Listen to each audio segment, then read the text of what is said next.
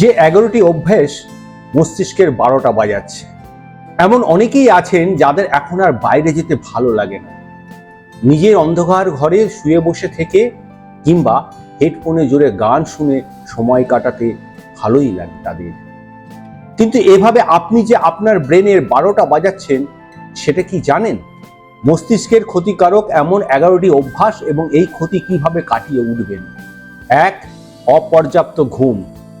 যুক্তরাষ্ট্রের premier neurology and wellness সেন্টারের তথ্য অনুযায়ী আমাদের মস্তিষ্কের সবচেয়ে বেশি ক্ষতি হয় অপর্যাপ্ত ঘুমের কারণে।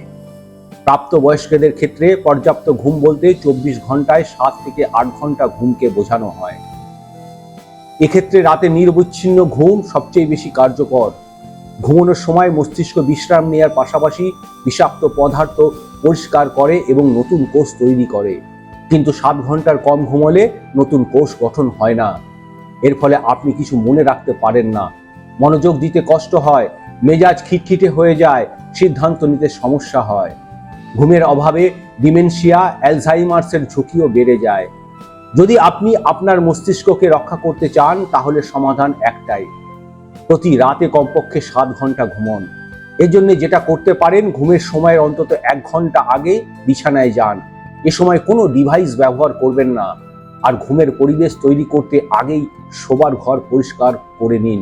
ঘরের আলো কমিয়ে দিন। আপনার বিছানা, পোশাক, ঘরের তাপমাত্রা সবকিছু যেন আরামদায়ক হয়। আরেকটা বিষয়, কখনো মাথা ঢেকে ঘুমোবেন না, কারণ মাথা ঢাকলে আপনার মাথার চারপাশে অক্সিজেনের পাশাপাশি প্রশ্বাসের সাথে বেরিয়ে আসা কার্বন ডাই অক্সাইড গ্যাস জমে থাকে। এই গ্যাসের মিশ্রণ নিঃশ্বাসের সাথে গ্রহণ করলে মস্তিষ্কে অক্সিজেনের ঘাটতি দেখা দেয়। 2. সকালের জলখাবার এড়িয়ে যাওয়া। সারা রাত না খেয়ে থাকার পর দিনে কাজ করার শক্তি আসে সকালের জল খাবার থেকে। কিন্তু আমরা অনেকেই সকালে তাড়াহুড়ো করতে গিয়ে জল খাবারের মতো গুরুত্বপূর্ণ কাজটি এড়িয়ে যায়। এতে যেটা হয়, রক্তে শর্করার মাত্রা কমে যায়, যার প্রভাব গিয়ে পড়ে সরাসরি মস্তিষ্কে। দিনের পর দিন জলখাবার না খাওয়ার ফলে মস্তিষ্কের ক্ষয় হতে থাকে, কোষগুলো কার্যকারিতা হারায়। এতে পুষ্টির অভাবে স্বাভাবিক কাজগুলো করা কঠিন হয়ে যায়। 3. পর্যাপ্ত জল পান না করা। আমাদের মস্তিষ্কের 75%ই জল, তাই মস্তিষ্কের সবচেয়ে ভালো কাজ করার জন্য একে আর্দ্র রাখা বেশ জরুরি। জলের অভাবে মস্তিষ্কের টিস্যু সংকুচিত হয়ে যায় ও কোষগুলো কার্যক্ষমতা হারায়। এতে যৌক্তিক চিন্তা বা সিদ্ধান্ত নেওয়ার ক্ষমতা কমে যায়। তাই মস্তিষ্ক সুস্থ রাখতে একজন প্রাপ্তবয়স্ক মানুষকে দিনে কমপক্ষে 6 লিটার জল খেতেই হবে। তবে ওজন, স্বাস্থ্য, বয়স, জীবনযাত্রা এবং আবহাওয়ার উপর ভিত্তি করে জলের পরিমাণ আরও বাড়াতেই পারেন। 4. অতিরিক্ত চাপ এবং শুয়ে বসে থাকা। দীর্ঘ সময় খুব চাপের মধ্যে কাজ করলে মস্তিষ্কের কোষ মারা যায় এবং মস্তিষ্কের সামনে থাকা ফ্রন্টাল কর্টেক্স সংকুচিত হয়ে পড়ে। এতে আমাদের স্মৃতি ও চিন্তা শক্তি ভীষণভাবে ক্ষতিগ্রস্ত হয়। গবেষকদের মতে যারা কাজের ব্যাপারে ভীষণ খুঁতখুঁতে, অন্যের সাহায্য নিতে ভরসা পান না, আবার যারা না বলতে পারেন না, তারা সবচেয়ে বেশি মানসিক চাপে ভোগেন। তাই যে কোনো উপায়ে অতিরিক্ত চাপ নেওয়া থেকে বিরত থাকতে হবে। অনেকেই আছেন যারা অসুস্থ অবস্থাতেও মস্তিষ্ককে জোর দিয়ে কাজ করেন। কিন্তু মনে রাখতে হবে, শরীর অসুস্থ থাকলে মস্তিষ্ক রোগ প্রতিরোধে ব্যস্ত থাকে। তাই এই সময় বাড়তি চাপ না দিয়ে মস্তিষ্ককে বিশ্রাম দিন। ছুটি নিন, না হলে মস্তিষ্কের দীর্ঘমেয়াদী বিরূপ প্রভাব পড়বে। অতিরিক্ত চাপ নেওয়া যেমন খারাপ, তেমন দীর্ঘ সময় শুয়ে বসে থাকাও ক্ষতিকর। অনেকে আছেন এমন কাজ করেন যেখানে সারাদিন বসে থাকতে হয়, আবার ছুটির দিন এলে শুয়ে বসে সময় কাটিয়ে দেন। পর্যাপ্ত নড়াচড়া, চলাফেরা বা কায়িক শ্রম করেনই না। এতে স্থূলতা, হৃদরোগ এবং ডায়াবেটিসের ঝুঁকি বাড়ে, যার প্রভাবে ডিমেনশিয়া হতে পারে। তাই মস্তিষ্ককে সুস্থ রাখতে নিয়মিত ব্যায়াম করুন, ধ্যান করুন, প্রতি 8 ঘন্টা পর পর চেয়ার থেকে উঠে চলাফেরা করুন। এর জন্য টাইমার সেট করে রাখতেই পারেন। চেষ্টা করুন সপ্তাহে অন্তত 3 দিন আধা ঘন্টা করে হাঁটতে। 5. Google search. খেয়াল করে দেখবেন, আমাদের আগের প্রজন্মের অনেকেই ক্যালকুলেটর ছাড়াই ছোটখাটো হিসেব কষে ফেলতেন। তাদের ফোন নম্বরও মুখস্থ থাকতো। প্রচুর বই পড়ার কারণে তাদের সাধারণ জ্ঞানও সমৃদ্ধ ছিল। তাদের এই অভ্যাসগুলো মস্তিষ্কের ব্যায়ামের মতো, যা তাদের চিন্তা শক্তি ও স্মরণ শক্তিকে দীর্ঘ সময় শানিত রেখেছিল। কিন্তু এই যুগে আমাদের এত কিছু মনে রাখার প্রয়োজন হয় না। প্রযুক্তির উপর এই অতিরিক্ত নির্ভরশীলতার কারণে আমাদের ব্রেনের নিজস্ব ক্ষমতা কমে গিয়েছে, স্মৃতি ও চিন্তা শক্তি দুর্বল হয়ে পড়েছে। মস্তিষ্ক শানিত করতে সবকিছু গুগল সার্চ না করে মনে রাখার চেষ্টা করার পরামর্শই দিয়েছেন গবেষকরা। সেই সাথে শব্দজট খেলা, বিভিন্ন ধরনের পাজল মেলানো ইত্যাদি ব্রেন অ্যাক্টিভিটির খেলা খেলতেই পারেন। 6. হেডফোন ব্যবহার, উচ্চ শব্দে জোরে গান শোনা। আপনি যে হেডফোন বা এয়ারপড ব্যবহার করছেন সেটা 30 মিনিটেরও কম সময়ে শ্রবণ শক্তির ক্ষতি করতে পারে। সেই সাথে জোরে জোরে গান শুনলে কিংবা উচ্চ শব্দের মধ্যে থাকলে শ্রবণের মারাত্মক ক্ষতি হয়। এবং ভয়ের বিষয় হলো শ্রবণ শক্তিতে একবার যে ক্ষতি হয় সেটা আর ঠিক করা যায় না। আর শ্রবণ শক্তি কমে গেলে এবং সরাসরি প্রভাব মস্তিষ্কে গিয়ে তা পড়ে। মার্কিন গবেষকদের মতে শ্রবণ শক্তি হ্রাস পাওয়া ব্যক্তিদের মস্তিষ্কের টিস্যু মারাত্মক ক্ষতিগ্রস্ত হয় এবং তাদের অ্যালঝাইমার্স হওয়ার আশঙ্কা বেড়ে যায়। ফলে পড়ালেখা করতে এবং মনোযোগ দিতেও কষ্ট হয়। তাই হেডফোন ব্যবহারের আগে বা প্রিয় গানটি জোরে ভলিউমে শোনার আগে দুবার ভাববেন। যদি শুনতেই হয় তাহলে ভলিউম 60%-এর চেয়ে বাড়াবেন না। হেডফোন টানা ব্যবহার করবেন না, 1 ঘন্টায় বিরতি দিয়ে ব্যবহার করুন। আরেকটি বিষয়, অনেকেই গান শুনে জোরে জোরে মাথা ঝাঁকান বা হেড ব্যাং করেন। ব্রিটিশ মেডিকেল জার্নাল বলেছে এতে মস্তিষ্কের কোষ মারা গিয়ে মারাত্মক ক্ষতি হয়। 7. একা একা থাকা, সামাজিক না হওয়া। মানুষের সাথে কথা বলা, আড্ডা দেওয়া, এক কথায় সামাজিকীকরণ আপনার মস্তিষ্কের স্বাস্থ্যের জন্য ভীষণ জরুরি। খুব বেশি সময় একা একা সময় কাটানো আপনার মস্তিষ্কে ঠিক ততটাই খারাপ প্রভাব ফেলতে পারে যেমনটা পর্যাপ্ত ঘুম না হলে হয়।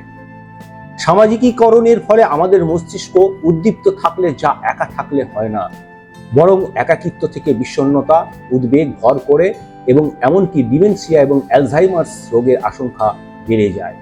তাই যদি মস্তিষ্ক সুস্থ রাখতে চান তাহলে নিয়মিত কাছের কয়েকজন বন্ধু এবং পরিবারের সাথে সময় কাটান। তবে হ্যাঁ, তারা যেন অবশ্যই ইতিবাচক মানসিকতার মানুষ হন। 8. নেতিবাচক চিন্তা ও মানুষ। আপনার যদি প্রতিনিয়ত নেতিবাচক চিন্তার অভ্যাস থাকে, আপনাকে দিয়ে কিছুই হবে না। বিশ্বের অবস্থা খুব খারাপ, ভবিষ্যৎ অন্ধকার, আপনি অভাগা, এমন নেগেটিভ চিন্তার ক্ষতিকর প্রভাব মস্তিষ্কে গিয়ে পড়ে। কেননা নেতিবাচক চিন্তা করার ফলে একদিকে যেমন মানসিক চাপ, হতাশা এবং উদ্বিগ্নতা দেখা দেয়, তেমনি মস্তিষ্কে প্রচুর পরিমাণে অ্যামাইলয়েড এবং টাউ জমে, যা ডিমেনশিয়া ও অ্যালঝাইমার্স হওয়ার বড় কারণ। এই জন্য নেতিবাচক চিন্তা আসলেই সেটা সাথে সাথে থামিয়ে দেওয়ার চেষ্টা করুন। এমনটা বারবার করলে একসময় অভ্যাস হয়ে যাবে। যদি একার চেষ্টায় না পারেন তাহলে মনোরোগবিদদের সাহায্য নিন। সেই সাথে নেতিবাচক সঙ্গ এড়িয়ে চলা খুবই জরুরি। চেষ্টা করুন অতিরিক্ত নেতিবাচক খবর দেখা থেকে নিজেকে বিরত রাখা। 9. অন্ধকারে সময় কাটানো। মার্কিন এক গবেষণায় দেখা গিয়েছে যারা অন্ধকারে বেশি সময় কাটান কিংবা দীর্ঘ সময় এমন কোনো আবদ্ধ স্থানে থাকেন যেখানে তেমন আলো বাতাস চলাচল করে না, এমন পরিবেশ মস্তিষ্কের উপর ভীষণ চাপ তৈরি করে। কারণ আমাদের মস্তিষ্কের জন্য সূর্যের আলোর সংস্পর্শ পাওয়া বেশ জরুরি, না হলে ডিপ্রেশনের মতো সমস্যা হতেই পারে। আপনি মস্তিষ্ক সুস্থ রাখতে প্রতিদিন সূর্যের আলোয় যেতে হবে। এই জন্য বাইরে বেরিয়ে পড়ুন, ঘরে থাকলে দরজা জানলা খুলে দিন। 10. খাদ্যাভ্যাস। অতিরিক্ত খাওয়ার অভ্যাস, সেটা স্বাস্থ্যকর খাবার হলেও মস্তিষ্কের ক্ষতি করে। গবেষণায় দেখা গিয়েছে অতিরিক্ত খাওয়ার ফলে মস্তিষ্কের ধমনীগুলোয় কোলেস্টেরল জমে রক্ত প্রবাহ কমে যায়। এতে স্মৃতিশক্তি ও চিন্তা শক্তি লোপ পায়, যার প্রভাব ডিমেনশিয়া ও অ্যালঝাইমার হতেই পারে। জাঙ্ক ফুড, ভাজা পোড়া, অতিরিক্ত চিনিযুক্ত খাবার, কোমল পানীয় ইত্যাদি খেলেও মস্তিষ্ক একই ধরনের ঝুঁকির মধ্যে পড়ে। এই জন্য পরিমিত ও সঠিক খাদ্যাভ্যাস খুব জরুরি।